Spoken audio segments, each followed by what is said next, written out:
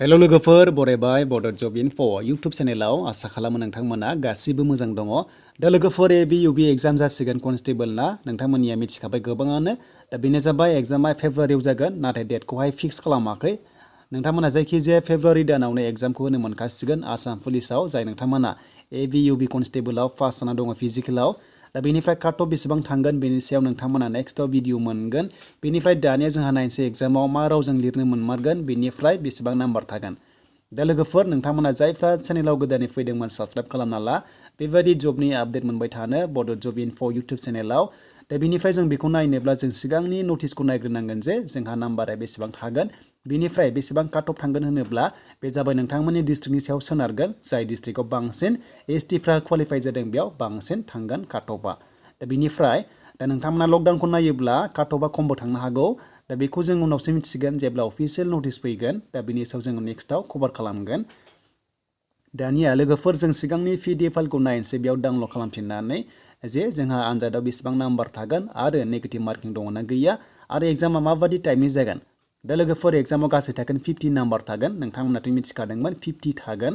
दा बेनिफ्राय देग्लायनि एबि इउबि कनस्टेबलआ एसे चेन्ज जाबाय 45 जागोन बाट सिगांनिया 50 जागोन।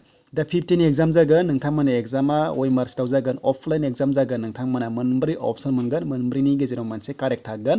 बेखौ नोंथांमोना जेराव नोंथांमोना कारेक्ट होनो हागोन अब्ला 1 नाम्बार मोननाय नङा बेयावबो लोगोफोर थ' नोंथांमोना मोनगोन हाफ मार्क मोनगोन एबा नोंथांमोना मोननै कारेक्ट जाब्लासो नोंथांमोना 1 नाम्बार मोननाय जागोन। नाथाय लोगोफोर एसआइआव मोनसे कारेक्ट जाबानो 1 मोनोमोन नाथाय एबि इउबिआव मोननै जाबासो नोंथांमोना कारेक्ट जाबासो 1 नाम्बार मोननाय जागोन। थ' नोंथांमोना हाफ मार्क मोनगोन आरो जायफ्रा नोंथांमोना मोनसे कारेक्ट जायो अब्ला हाफसो मोनगोन थ' नोंथांमोना 1 नाम्बार मोननाय नङा। आरो बिनिफ्राय बुंदों लोगोफोर नोंथांमोननि एग्जामनि मार्क्सआ थागोन स' नोंथांमोननिया 50 होनांगौ आरो बे जाबाय माल्टिपल चइस टाइम जागोन। नोंथांमोना वेमार्कशीटआवहाय सेलेक्ट खालामनांगोन मोनब्रै अपसन थागोन मोनब्रैनि गेजेराव मोनसे कारेक्ट थागोन आरो रं जायोब्ला नोंथांमोननिफ्राय 1 नाम्बारबो दाननाय नङा एबा नेगेटिभ मार्किं गैया थ' नोंथांमोना गोसोबादि एग्जाम होनो हागोन। बेनिफ्राय कुइसन पेपार लेभेला जाबाय क्लास 9-10 लेभेलनि फैगोन नोंथांमोना नायनांगोन। दानिया जोंहा सिलेबासखौ मा नायनांगौ बिनि सायाव गोबां कुइसन फैगासिनो दङ थ' बेखौबो नोंथांमोना मिथिनांगोन अब्लासो नोंथांमोना मोजाङै फरायनानै एग्जामखौ होनो हागोन।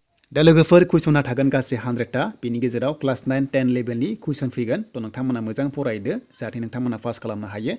दा पार्सेन्टनिखौ नोंथांमोना बेयाव नायना लादो बेसेबां मोननाय जायो 3, 2, 5 दङ। दानिया जों नायनोसै सिलेबासखौ नोंथांमोना बिनि सायाव फरायनांगोन अब्लासो एग्जामखौ होनो हागोन। आरो लोगोसे बे जाबाय आपकामिंनिबो नोंथांमोना बेयाव नुनो मोनदों गासै 45 थागोननो नेक्स्टआव एबि इउबि कनस्टेबला नाथाय दानिया जानो गोनाङा 50 थागोन। आरो नोंथांमोना बेयाव नुनो मोनदों स' नोंथांमोना बेयाव गासै माल्टिपल चइस टाइपआ 45ल' कुइसन थागोन मोनसेयावनो 1 नाम्बार मोननाय जागोन। आपकामिं दानि गोदान एप्लाइआ नाथाय सिगांनि एप्लाइ दानिया आनजाद जानो गोनाङा 50 नाम्बारनि एग्जाम जागोन। थ' सिलेबासा गासैबो सेमान थागोन जेरै मेथ्स थागोन इंलिस थागोन रिजनिं थागोन बेनिफ्राय मेन्टेल एबिलिटि थ' बेनिफ्राय आसाम हिस्ट'रि जिअ'ग्राफि पलिटि आरो इक'नमि आरो लोगोसे जेनेरेल एवारनेस बेनिफ्राय जिके आरो कारेन्ट एफेयार्स। दा नोंथांमोना इण्डियान पलिटिक्सनि सायाव मोजां नोंथांमोना नलेज थानांगोन सिगांनिखौ थ' नोंथांमोना मोजां फराय इण्डियान जिके फराय आसाम जिके फराय अब्ला नोंथांमोना एग्जामखौ मोजां होनो हागोन। थ' बिनिफ्राय आपकामिं एग्जामाव अनलि बिटिआर रेन्ज होनाय गैया लोगोफोर डाइरेक्ट बर' इंलिस एसामिस बेंगलि होनाय दङ अब्ला जोङो गासैबो बर' रावजों लिरनो मोननायनि चान्स दङ। दानिखौ नायोब्ला नाथाय मोनसे सिगांनि नटिस ओंखारदोंमोन जे बिटिआर लेभेलावल' बर' रावजों लिरनो मोनगोन होननानै नाथाय जेब्ला गोदान अफिसियेल नटिस फैफिनो अब्ला नोंथांमोनासो गासैबो रोखा मिथिसिगोन जे जोङो बिटिआरावल' बर' रावजों लिरनो मोनगोन ना जों अल आसाम लिरनो मोनगोन बिनि सायाव नेक्स्टआव गोदानै अफिसियेल नटिस फैफिननो हागौ बेखायनो नोंथांमोना नेथ'दो। थ' बिनिफ्राय काट अफ नोंथांमोना गोबां सोंगासिनो दंमोन दा काट अफ होनाय लोगो लोगो दा बे जाबाय गासैबो सेम जाया नोंथांमोननिया डिस्ट्रिक्ट वाइसआव जायो। दा बे सोनारगोन नोंथांमोननि क्वालिफाइड जानायनि सायाव जेराव डिस्ट्रिक्टआव बारा क्वालिफाइड जादों अब्ला काट अफआ हाइ थांगोन आरो जेराव खम जादों बेयाव खम थांगोन। नाथाय जों लकडाउनखौ नायोब्ला बारा गोजौ थांनाय नङा काट अफआ आरो लोगोसे नोंथांमोना गोबां चान्स मोननो हागौ। दा एक्जेक्टलि बुंनो हाथ'वा 30, 25 बेसेबांनिफ्राय लांगोन जेब्ला अफिसियेल नटिस होगोन अब्लासो नोंथांमोना गासैबो डिटेल्सखौ मोननाय जागोन। दा बेनो लोगोफोर एग्जामा सेम डेआवनो जागोन मोनसे सानसेयावनो जागोन मोनसे डेआवनो जागोन गासैबो डिस्ट्रिक्टनि हेडक्वार्टाराव जागोन थ' नोंथांमोना डिस्ट्रिक्टनि हेडक्वार्टाराव जागोन जेरै हमना ला क'क्राझारबा नोंथांमोना क'क्राझार टाउनाव जागोन बेनिफ्राय उदालगुरिबा जों उदालगुरियाव एग्जामबो होनांगौ।